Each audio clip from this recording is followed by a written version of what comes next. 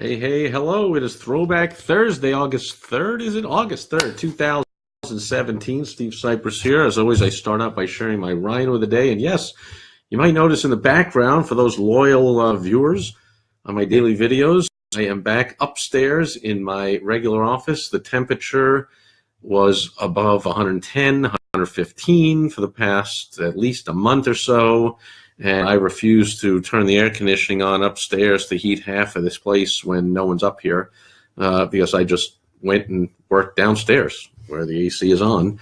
And but it got, I think it's even in the 70s last night, and maybe today. It's monsoon season and there's thunderstorms, and amazingly it rained all day today, even though we're in the desert in the summer.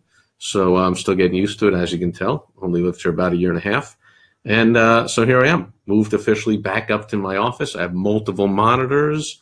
I have all my stuff and my files, and everything is now near me instead of going up and down the stairs to get stuff. And there's my faithful, trusty, endangered Rhino behind me on the wall. And here is the Rhino of the day, is this pink stone Rhino. And I think I used to know what this stone was called. So if anyone knows, hey, Bruce, and you want to put it into one of the comments and let me know. But I thought it had a specific name. It's a pink stone. I don't know if it's a marble or something. Very cool. And I noticed that you might see, it's a little tough to tell on that side, a little easier here, that his horn appears to, at some point, and I don't remember. I usually remember all the stories behind all my rhinos, but his horn appears to have broken off at some point and have been glued back on.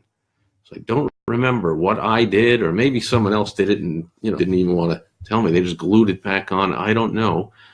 But that's one reason a rhino is the symbol of the entrepreneur, because you can even sever the nose from its head, and that doesn't stop it.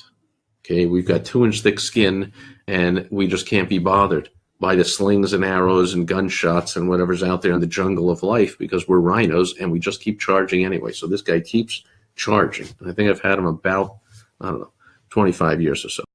Anyway, not much to share on Throwback Thursday today in the way of business advice, but I thought you might have just found this in a stack of old photos and figured I'd share it here on Throwback Thursday, so you might be a little amused about this photo. There is me in front of Federal Hall. History buffs or New Yorkers might recognize that. It's on Wall Street in Manhattan in New York City. It was built to be City Hall of New York back in like the 17th century, but then it became, when the United States became the United States, it actually became the first Capitol building of the United States. And I think that's why they put a statue of George Washington out in front of it.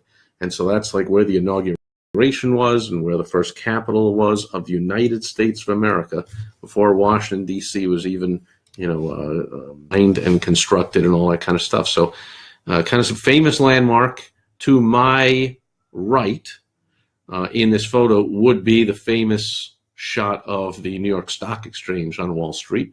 But there, over kitty corner to it, is the old Federal Hall in New York. And I don't know if you can see, but if you look really close, amazingly, actually, there appears to be a teeny tiny bit of hair actually on the top of my head.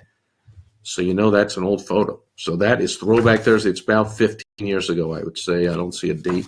Sometimes there's one comes out on the corner of these things. Oh, another thing is, talk about a throwback, like it's a photo on photo paper, which is photo paper that says Kodak. I don't know if you can read that on the back, but it says Kodak. Another throwback to when Kodak was actually a business, and one of the largest businesses in America, until they decided that we are going to go against the trend, the tide to digital, and we're going to remain simply photos on paper.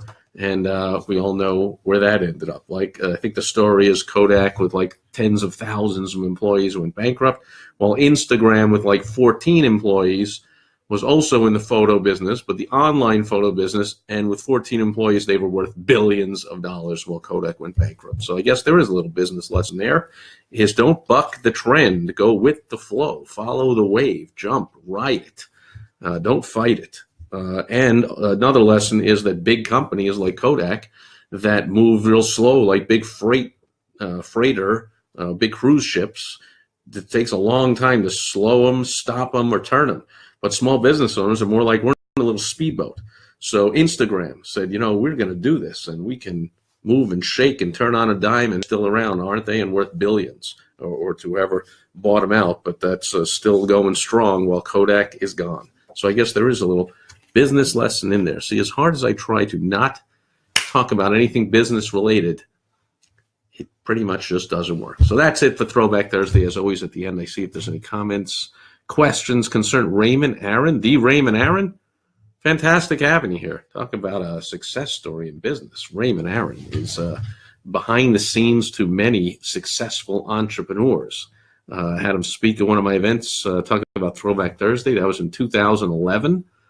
I think it was in January. So that's about 6.5 years ago. And he brought down the house and did a great job. And some of the clients I know he took on are still massive successes. All thanks to you, Raymond, if you're still listening. And anyone else that's here, shoot me a comment or a message or an email, Steve at Steve Sipress. And if I got time and it sounds like something interesting, we'll get on the phone and I'll help you out, or we'll just connect. It's all good. I love it all. And I will be back tomorrow. Now, most of you advanced marketers, tomorrow is Foundation Friday, where I share a very basic foundational tip. And it's a good day off for the advanced marketers out there. No need to check in on a Friday. It's a foundational basic tip that, of course, you've been using and implementing and making a ton of money on for at least some time. But for more newbies to the world of effective marketing for small business owners, join me tomorrow on Foundation Friday. I will not let you down with a foundational tip that will help you go from wherever you are. Maybe you're doing well to doing fantastic. Maybe you're struggling. We'll take you to doing great. But whatever it is, we'll do that tomorrow on Foundation Friday. Thanks for being here on Throwback Thursday. I'll see you tomorrow on Foundation Friday, everyone. Bye-bye.